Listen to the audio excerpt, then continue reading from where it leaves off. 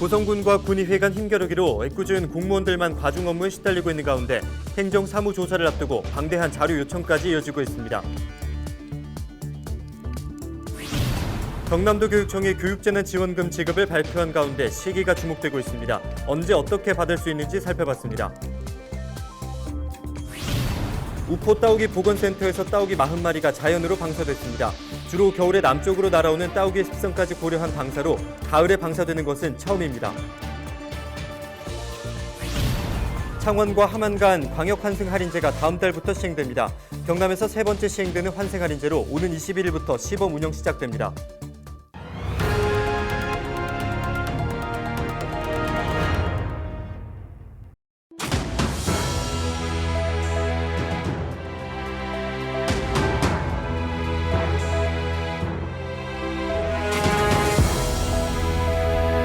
여러분 안녕하십니까? 헬로티비 경남 뉴스입니다. 고래 싸움에 새우 등 터진다는 속담 많이 들어보셨을 겁니다. 고성군에서는 이 같은 상황이 벌어지고 있는데요. 고성군의 수의계약 문제를 놓고 군수와 군의회가 힘겨루기를 하면서 애꿎은 공무원들만 과중 업무를 호소하고 있습니다. 보도에 표현민 기자입니다. 꿈 키움 바우처 확대와 백신 인센티브 등 정책 추진 과정에서 번번이 마찰을 빚고 있는 고성군과 군의회. 최근 지역 내 불법 수의 계약 의혹을 놓고 갈등이 최고조에 달했습니다. 백두영 군수는 지난 12일 간부회의에서 이 문제에 대한 입장을 밝혔습니다.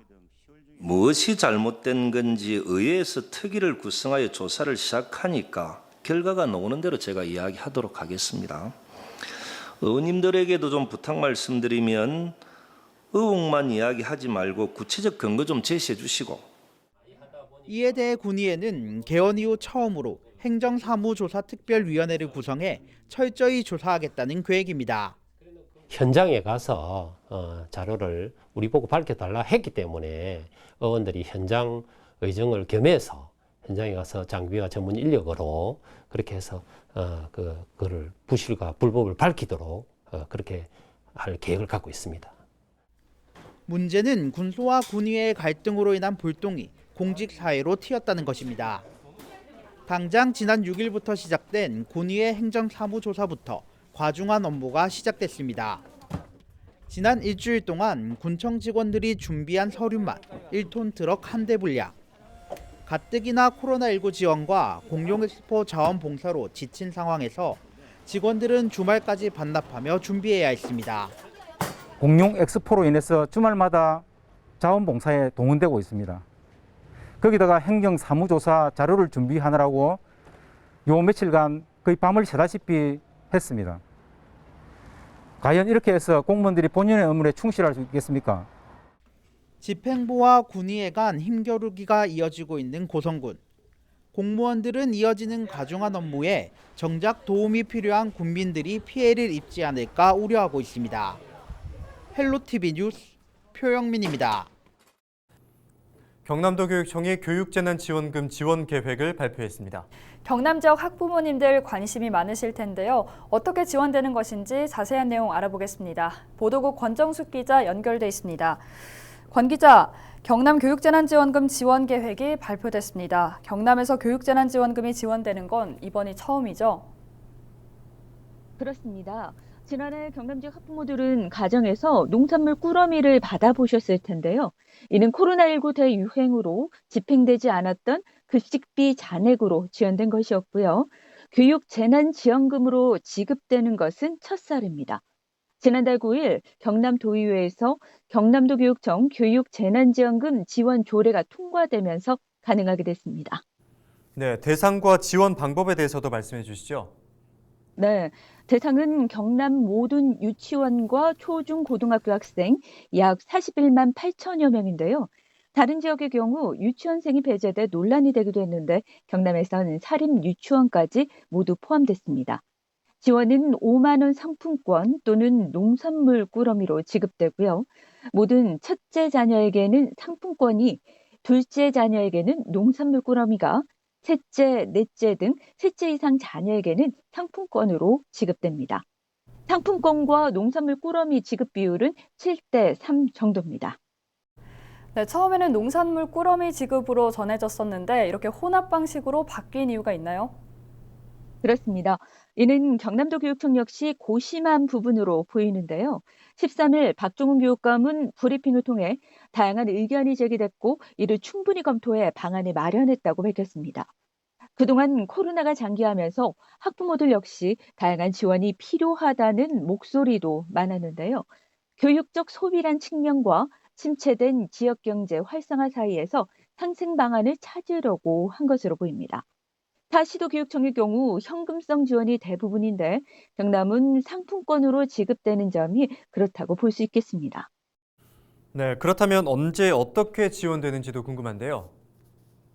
네, 지급은 11월에서 12월 중 지원되겠습니다. 농산물 꾸러미는 지난해 농산물로만 구성됐다면 이번에는 수산물까지 담기게 되고요. 상품권은 어떤 상품권으로 지급할지는 현재 경남도와 논의 중입니다. 다만 도내에서 소비 가능한 형태로 모바일 상품권까지 고려되고 있고요. 따로 신청해야 하는 것도 궁금하실 텐데 이 부분은 조금만 더 기다리면 알 수 있겠습니다. 지원에는 209억 원의 예산이 들어가는데 예산을 집행하려면 계약 절차들이 있습니다. 현재 협의 중이어서 완료되면 도교육청에서 각 학교로 공문을 보내는데요. 이때 가정통신문을 통해 꾸러미를 받을 학생 주소도 파악하고 상품권을 어떻게 받을 수 있는지 등 상세한 설명이 전달되겠습니다. 네, 지금까지 보도국 권정숙 기자였습니다. 화약은 종이 나침반, 인쇄술과 함께 4대 발명품 중 하나로 꼽히는데요. 10세기부터는 무기로도 활용돼 외세로부터 나라를 지키는 데 중요한 역할을 해왔습니다. 국립진주박물관에서 고려부터 조선까지의 화약무기 특별전이 열리고 있습니다. 흥미로운 볼거리가 많다고 하는데요. 조서희 기자가 소개합니다. 기다랗고 오래된 화포가 벽에 걸려 있습니다. 한반도 최초의 총통인 고총통입니다. 전체 길이가 50cm를 넘어서고 부리 길이만 해도 30cm인 승자총통도 있습니다. 조선 전기의 주력 총통으로 사용했던 삼총통과 비교하면 2배가량 큰 크기입니다. 고려 말에서 조선시대에 만들어지고 실제로 사용했던 무기들, 고총통부터 조총에 이르는 소형 화약 무기를 살펴볼 수 있는 조선무기 특별전이 열렸습니다. 대중매체에서 보던 삼지창과 그리고 활과 그리고 칼로만 무장했던 조선군이 아니라 강력한 화약무기로 중무장했던 강력한 군대였다, 조선군이. 800여 명의 조선군이 2만 여진족에 맞서야 할 정도로 병력 차이가 크게 났던 전투에서도 조선군의 승리를 이끌었던 무기는 총통이었고 임진왜란에서도 조총으로 무장한 왜군에 대항한 건 조선군의 총통이었습니다. 비록 조총보다 뒤떨어진다는 평가가 있었지만 총통의 화력이 더 강했고 장전 속도가 빠른 데다 탄환을 멀리 발사할 수도 있었습니다. 이처럼 화약무기들은 외적의 침략으로부터 나라를 지켜내는데 큰 역할을 했습니다. 세종대왕 때부터 이미 화약무기가 지속적으로 발전해 왔고 그리고 그 정점에 서 있었던 승자총통들, 이런 계통 무기들이 있었으며 대형 총통도 자연스럽게 활용했기 때문에 이런 화약무기들을 바탕으로 임진왜란을 극복할 수 있었다. 화약무기의 위력과 중요성을 깨달은 조선은 더 많은 화약과 우수한 무기를 만들고자 힘썼습니다. 하지만 만성적인 화약 부족에 시달렸고 이를 해결하기 위해 장인들이 다른 사람 집에 들어가 화장실과 마당에 있던 흙을 가져가기까지 했습니다. 화약 자급자족 생산체제를 구축하기 위한 노력에 더해 청나라 기술을 받아들이며 화약의 비약적인 발전을 이룬 조선. 이들의 피나는 노력은 총통에 새겨진 이름에서도 확인할 수 있습니다. 이외에도 전시실엔 불꽃놀이용 총통과 화약과 경목이 장전된 채 발견된 삼총통, 귀신을 쫓기 위해 사용한 총통도 마련됐습니다. 화약무기와 관련된 유물 202점이 선보여진 전시. 조선무기 특별전 화력조선은 내년 3월 6일까지 국립진주박물관 기획전시실에서 계속됩니다. SCS 조서입니다.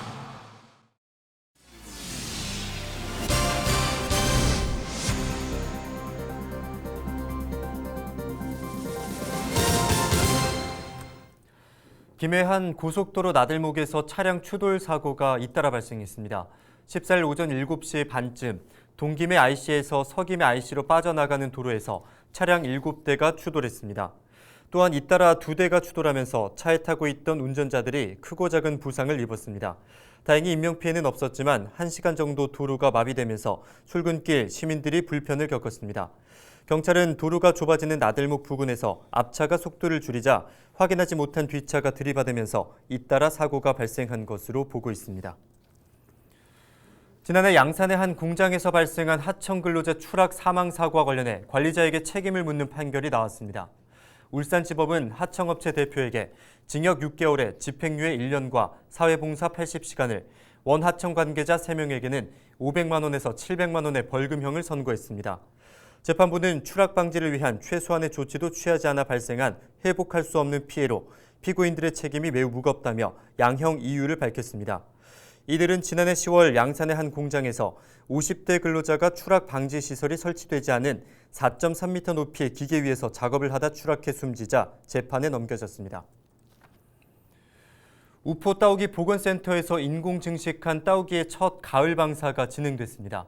창녕군과 문화재청, 경남도는 14일 4차 야생 방사 행사를 열고 40마리의 따오기를 자연으로 돌려보냈습니다. 가을 방사는 이번이 처음으로 겨울을 나기 위해 한반도 남쪽으로 날아온다는 따오기 관련 기록과 여름에 폐사율이 높다는 모니터링 등을 고려해 진행됐습니다. 이번에 방사된 따오기는 암컷이 24마리로 야생에 적응한 수컷과 만나 번식할 수 있도록 암컷 숫자를 늘렸습니다. 우포 따오기 방사는 2019년부터 시작됐으며 방사된 120마리 중 31마리가 폐사했으며 앞선 3차례 방사는 5월에 진행됐습니다. 지역 종합유선방송 발전을 지원하는 조례안이 경남도 의회 기획행정위원회 심사를 통과했습니다. 황재은 경남도 의원이 대표 발의한 조례안은 방송의 지역성과 다양성을 실천하고 있는 지역종합유선방송사에 대한 지원 근거를 담고 있습니다. 황 의원은 경남 지역방송 발전 조례가 제정돼 있지만 지원 대상이 지상파 방송으로 국한돼 도민을 위한 유익하고 다양한 정보를 제공하는 지역 종합 유선 방송이 각종 지원에서 배제됐다고 설명했습니다. 이어 이번 조례는 지역 분권 실현은 물론 지역 방송의 역할과 책임을 강화하고 발전하기 위해 반드시 필요하다고 덧붙였습니다. 조례안은 오는 21일 열리는 제389회 임시회 제2차 본회의에서 최종 의결됩니다. 창원과 함안 간 광역 환승 할인제가 다음 달부터 시행됩니다. 경남도는 사업비 5억 7천여만 원을 들여 지난 6월부터 4개월간 시스템 개발을 완료하고 오는 21일부터 시범 운영에 들어갑니다. 창원과 함안 간 광역 환승 할인제는 창원과 김해, 진주와 사천에 이어 경남 지역 간 세 번째 환승 할인제입니다. 창원 진해 죽곡이 일반 산업단지가 첫 삽을 뜨고 본격적인 공사에 들어갑니다. 죽곡 하이테크는 14일 죽곡이 일반 산업단지 사업 현장에서 박종원 경남도 경제부지사, 최인주 진해구청장 등 70여 명이 참석한 가운데 기공식을 열었습니다. 죽곡이 일반 산업단지는 진해 국가산업단지 인근 25만여 제곱미터 부지에 조선기자재와 금속 가공, 장비 제조업체 등이 들어설 예정입니다. 죽곡이 일반 산업단지 조성이 완료되면 5,300억 원의 생산 효과와 일자리 670여 개가 창출돼 지역 경제 활성화에 도움이 될 것으로 기대됩니다. 밀양시는 오는 27일부터 29일까지 3일간 온라인 채용 박람회를 개최합니다. 이번 행사에는 50여 개 기업이 참여해 100여 명을 채용할 계획입니다. 구직자들은 18일부터 22일까지 밀양시 채용 박람회 홈페이지에서 희망하는 기업체에 지원할 수 있으며 1차 서류 합격자는 화상 면접이 진행됩니다.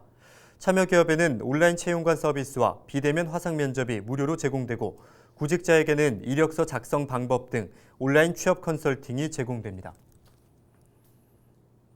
양산 원동면 베넷골에 신재생 에너지를 이용하는 친환경 목욕탕이 건립됩니다. 양산시는 낙동강수계 주민특별지원사업 선정으로 받은 사업비 5억 원에 경남도 지원금 8억 원을 더해 베넷골 홍보관 인근에 친환경 목욕탕을 짓겠다고 밝혔습니다. 베넷골은 밀양댐 상류 지역으로 상수원 보호구역으로 지정돼 개발이 어려워 편의시설도 거의 없었으며 주민들이 목욕탕 건립을 희망했습니다. 이상으로 뉴스를 마칩니다. 함께해 주신 여러분 고맙습니다.